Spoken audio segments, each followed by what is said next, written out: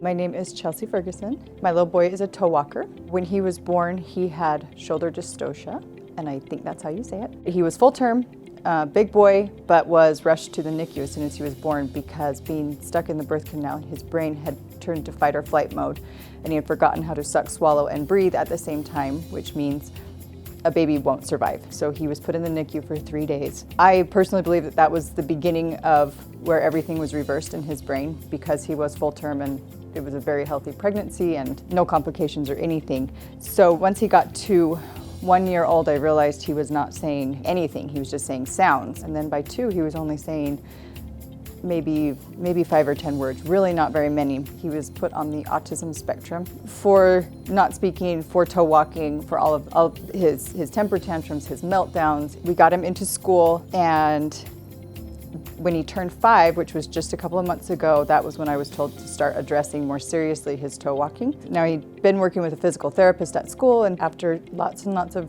research, I realized that all other doctors wanted to do was just do surgery and release the tendon in the back of his leg. And I just didn't feel right about sending him in for surgery on that.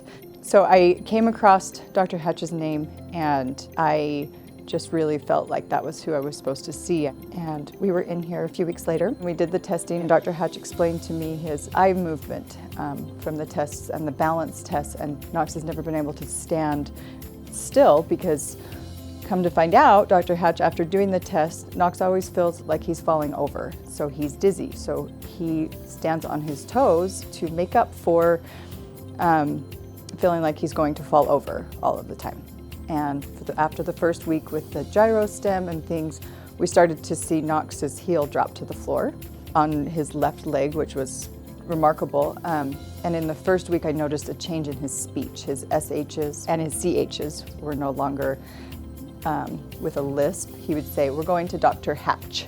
And all of a sudden, his speech has completely changed. So there's changes that I'm seeing in him that aren't necessarily for his toe walking, but things that I didn't know were going to happen for him.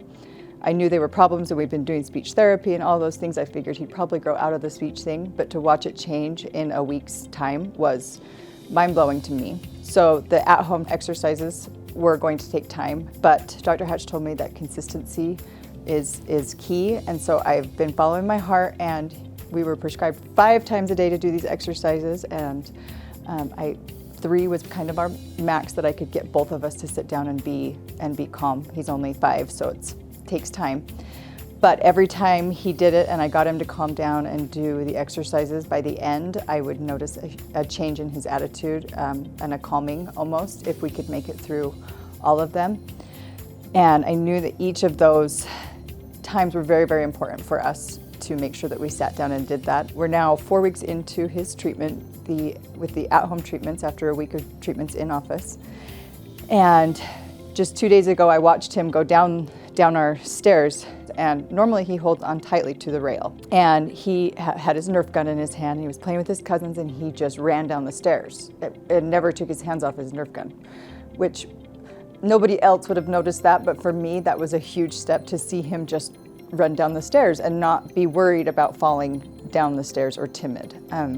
After finding Dr. Hatch and coming in here, what came to my heart really was that I am helping him, and Dr. Hatch is helping him with things that we don't even know he may have had problems with social things, with friends, or being self-conscious for walking on his toes, or not being able to play certain sports like his brother does because the coordination wasn't there. There's things I don't even know that we're helping, but I know we're helping so much more for him by helping his brain to function at full capacity. And the numbers that you get to see on the screen from the testing that Dr. Hatch does are proof that it's not like, oh, I just kind of noticed he's walking a little bit more flat-footed, or his balance is better, or I'm noticing a little bit in his speech. You can see it. There's numbers and there's a chart and it's right there, and you can't make it up. So I too have learned a lot from Dr. Hatch, and I would highly recommend anybody coming in who's even questioning something maybe in their brain going on. come in and see Dr. Hatch and let him help you, because I know that he can help you.